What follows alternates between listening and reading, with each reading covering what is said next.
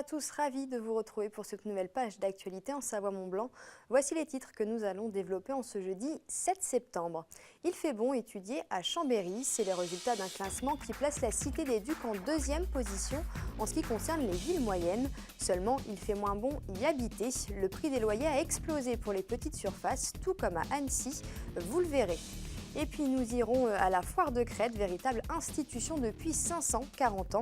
Des milliers de personnes se pressent pour déguster les spécialités culinaires et faire de bonnes affaires. Nous y étions. Mais on débute ce journal avec la 5e édition du Forum des emplois étudiants.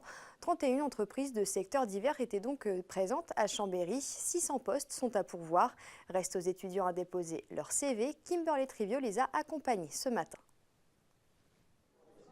Trouver un petit boulot, le casse-tête de tous les étudiants. Réussir à faire coïncider l'emploi du temps des cours avec celui du travail, pas toujours évident. Si pour certains étudiants ce job a pour but de se faire plaisir, pour d'autres, ce poste est une nécessité.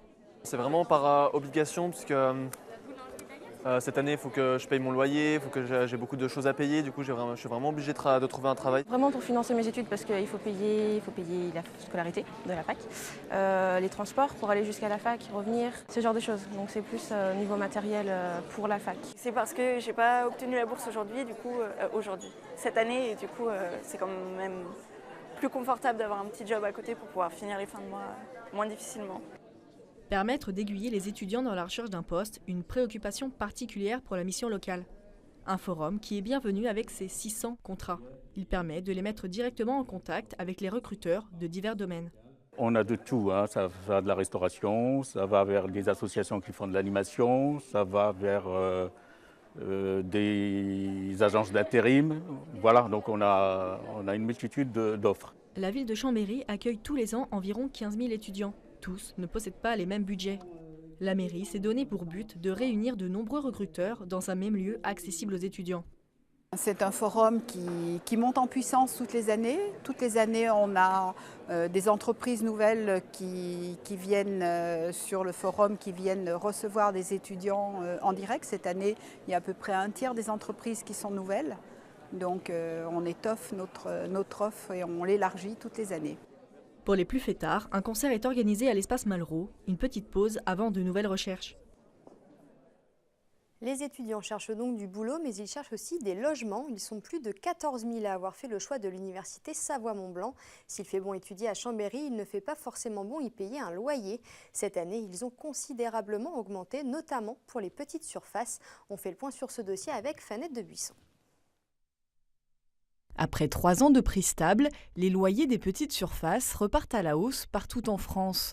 Le site internet locationétudiant.fr a consulté plus de 64 000 annonces pour cette étude. Les Pays de Savoie ne font pas exception. Dans les 2 préfectures savoyardes, les étudiants devront débourser plus cette année pour se loger. À Chambéry, la hausse est particulièrement significative avec un loyer en augmentation de 4,82% pour les studios. Un étudiant chambérien déboursera en moyenne 436 € contre 415 € l'an dernier.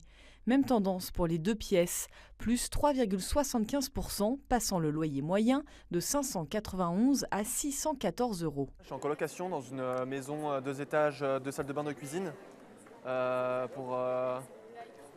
Le loyer n'est pas très cher, mais comme j'ai moins d'APL cette année, je ne sais pas pourquoi, et que j'ai une petite bourse, il faut que je travaille parce que sinon je ne vais pas pouvoir le payer, quoi. Il y en a quand même qui sont chers. Après, je pense que ça dépend de ce qu'on recherche. Je trouve qu'il y a beaucoup d'étudiants qui sont un peu mégalos des fois et qui cherchent en fait des trucs très grands alors que peu ça suffit. J'ai vécu dans 20 mètres carrés et je trouvais que j'étais une vraie princesse. Après, je trouve quand même que c'est cher parce que ça dépend beaucoup des gens, mais on se retrouve parfois à payer de très grosses sommes pour des surfaces qui ne sont pas énormes. À Annecy, les prix sont déjà plus élevés qu'en Savoie. Si les loyers des studios restent stables, ceux des 2 pièces augmentent de 4,88%. Chaque mois, l'étudiant devra payer 738 € contre 702 en 2016.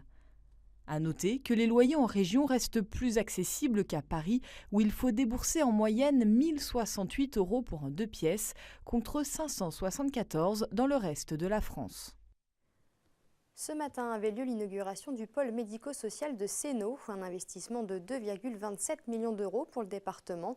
Le but, mieux répondre aux besoins des usagers et offrir de meilleures conditions de travail.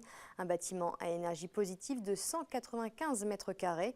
Ces agents permanents seront amenés à répondre aux besoins de la population. Pour rappel, 330 millions d'euros sont consacrés au secteur social par le département. On écoute Françoise Camusso, vice-présidente du département. C'est un gros investissement, c'est une construction nouvelle. Donc la ville de Sénaux avait le terrain en portage, elle a pu faire un prix intéressant au niveau du mètre carré.